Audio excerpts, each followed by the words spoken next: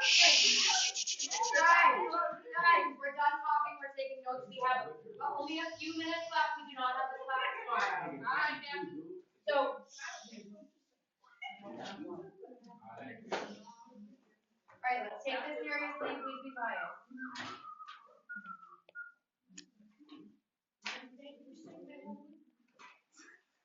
Yes, I took the homework yesterday. So inverse normal area between. So we are building off what we just did. We're going backwards in the work. But we're finding the area between, or the percentage between. So in this first problem, so we're going to find the, remember, area also means like percentage for the middle blank percent. And so I'm going to give you something for like the middle 20%, the middle 30%. The most common one that I'll give you is like the middle 50%. Because does anybody remember what the middle 50% is called in statistics? Median. The quartiles would be the cutoffs. And what is the distance between that middle 50% called? Does anybody remember their vocabulary? What is the difference between Q3 and Q1 called? What is the difference between Q3 and Q1 called? The IQR, the interquartile range. And so that's the most common problem that we're going to ask. But we can ask you for anything else. For example, so we're going to have some area between. So, for example, I might say the middle 80%. So if I ask you for the middle 80%, we want to understand what visually this means. All right? So that means that we're going to have two cutoffs. All right? We're going to have this first cutoff, which I'll call X1. We'll have this second cutoff, which I'll have X2.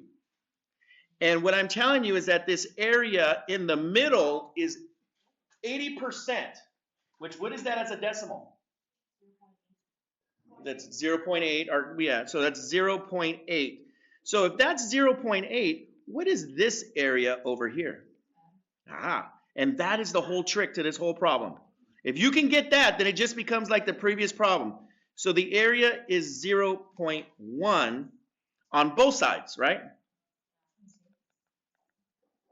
But once you have this one, all the work is done for you, because something you should know is that the z-score for the second z-score, is just equal to the negative value of the first z-score. So you're going to have to again find two z-scores.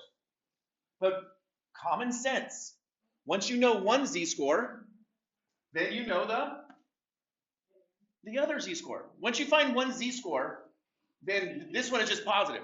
So you're going to find this z-score, and the other z-score is just going to be positive. That's it. So this right here becomes the same problem. So it's like you want to find the cutoffs. So really, we want to find the cutoffs for the bottom 10% and top 10%. So when I ask this question, now it becomes two questions. You're going to find for the bottom 10% and the top 10%. Now, a lot of the confusion is, how did you go from 80% to 10%? And that's because that's what's left over. Okay? So let's do an example for IQ scores. IQ scores, and I'll pause for we can write, are normally distributed middle 50%. Did you? Okay, thank you so much. So cut-offs. Notice this word right here, cut-offs. So that means there's two answers. So a lot of you I saw during your work during the do now, when you found one of the cutoffs, when I was doing the top 15% question, many of you found you did minus because you looked up the z-score, right? And you got minus, and so you found the lower 15%. And then you were like, oh, I need the top 15%. Well, all this question is now you're just going to do both. All right, so if the middle is 50%, how much is below? How much is on each other side? If this is 50%, how much is left over? 25%. This has to be 25%. This has to be 25% as well. So I'm going to go x1 like this. Now, how did I get that? You just do 100% minus 50%, or sorry, minus the percentage, minus blank, and divide it by 2, right? It's how much is left over for right there. All right, so what's the area that we're going to look on the z-table? So what is the area that we're going to use the z-table for? What's the percentage as a decimal? 0.25. And we're going to look up the z-table to find the z value for 0.25. So now as you're writing this, I'm going to pause. If you finish, look up your z-table and see if you can find the z-score to 0.25 for the area. Now your answer is going to be positive or negative? Positive. It's going to be negative, but also positive for the other one. So technically you're going to use both of the values. Hello, hello. I got 59.87. No, you looked up 0.25 on a z. We're looking for inside the table. Page back there, I'm here. You got a question? For Adam. I need Adam. All right, Adam. He didn't do anything. You got him? Nothing yet. Oh! We'll see about that. He's been very well behaved, though, I must say. No, you too? He's been very well. He's been listening and following. I appreciate that. Still doing no work. But being very, very honorable. Well, don't let me interrupt your statistics. It's all this whole conversation is recorded on the internet forever. Man. Oh? Yeah, I almost said something inappropriate. So good thing you told me. 6-minute warning. All right, so we're looking at the z-table for point inside, for 0.25.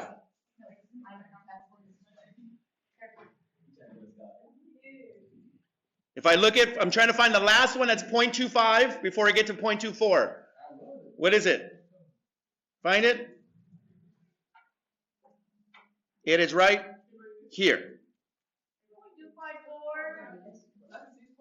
No.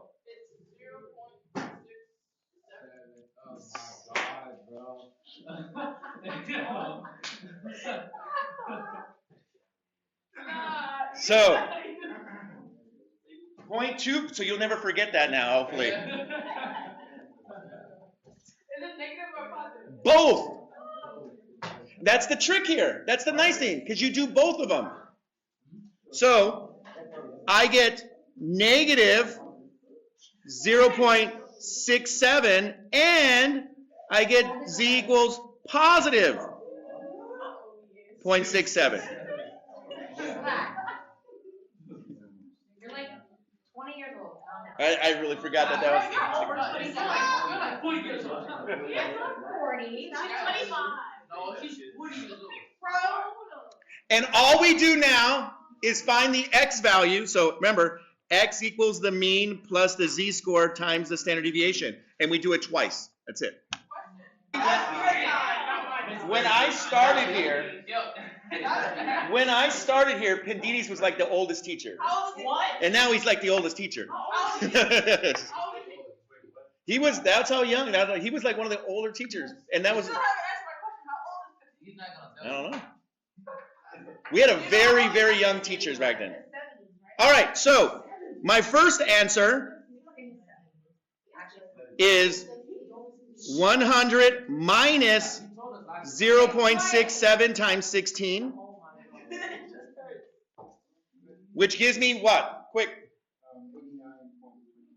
89.28. Now, is that my final answer? No. That's one of my answers. Now, do note, please see that I said x1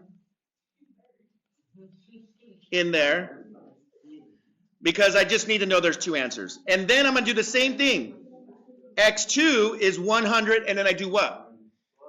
Plus 0.67 times 16.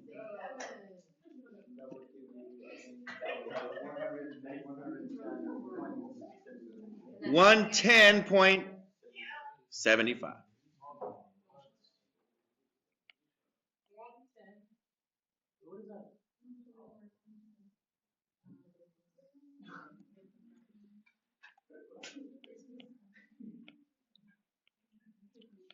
Now, the way I worded this on your future homework, though, I'm not going to ask you for find the two cutoffs.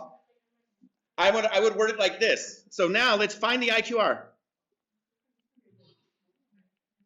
Which means find the cutoffs of the middle 50% and then do what to them? All we got to do to finish up this second part of the problem is do what? What does IQR? What's our formula for IQR? Behind you. Right there. What IQR? So, Right there. Q3 minus Q1. now, this number here represents Q1, and this number here represents Q3. That's what those numbers are. Those two values that we actually found are quartile 1 and quartile 3. The middle 50% cutoffs. That's what Q1 and Q3 are. So all we got to do is 110.75 minus 89.25. What is it?